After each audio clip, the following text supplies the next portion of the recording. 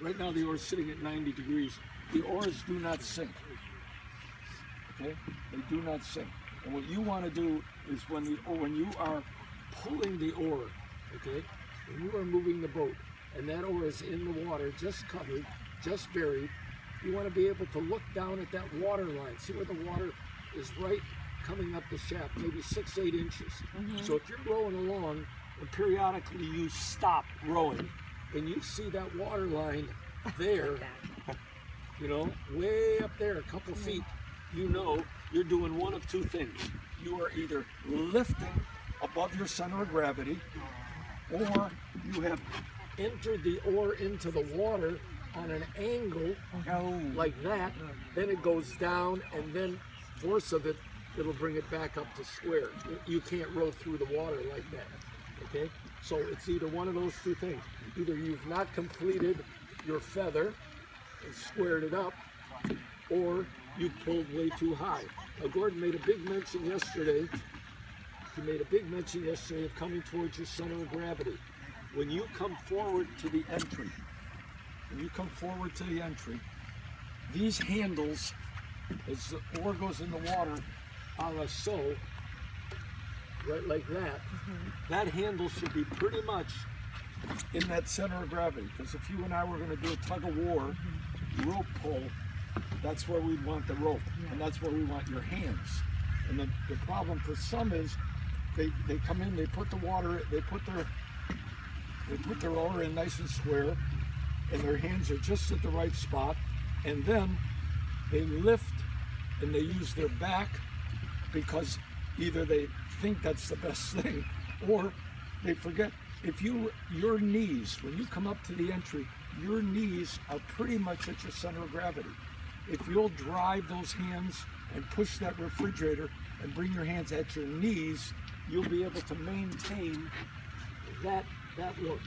And a way to check when you're in the water, just maybe non-scientific, is to look for that water line.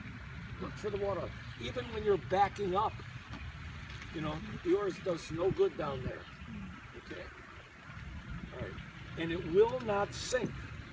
So anytime it goes deep, you see, I mean, they're all balanced. Now, if the oar is in the water, this is a function of the raising and lowering of the oar lock.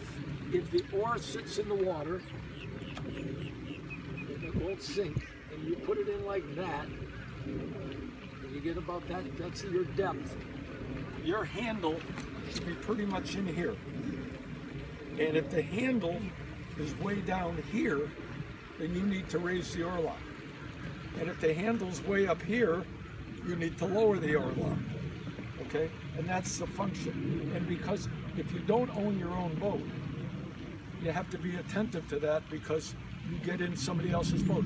You may row it with maybe all the way down. Generally, the lighter person has the oar lock all the way down, because they don't depress the boat into the water so deep. Okay? A heavier person depresses the boat, so they raise their oar lock up as a general rule. Okay? But you know, a good key, simple, is read the water line. Okay? Here the oar is at 90 degrees. Okay? When you go to the entry, that's this guy right out here. Okay? You've come up the slide, you've gotten your length, and you're out here.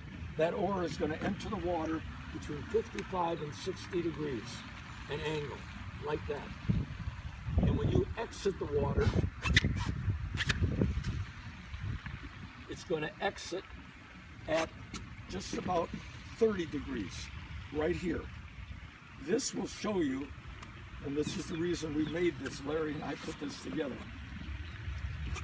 If you don't get out of the water here, and you insist on going there, which takes hardly any time at all, blink, okay, you're going to see the path of the oar goes with the boat. And the water is nice and calm, you'll be able to see that. So I go in at the entry,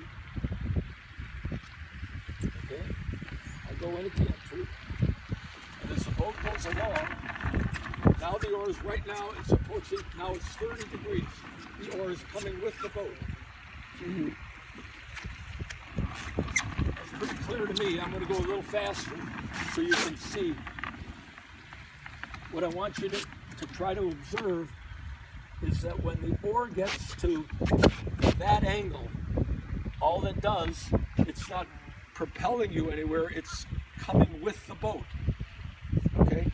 And that's why he showed you in the film yesterday, get out on time, which will feel for most of you short.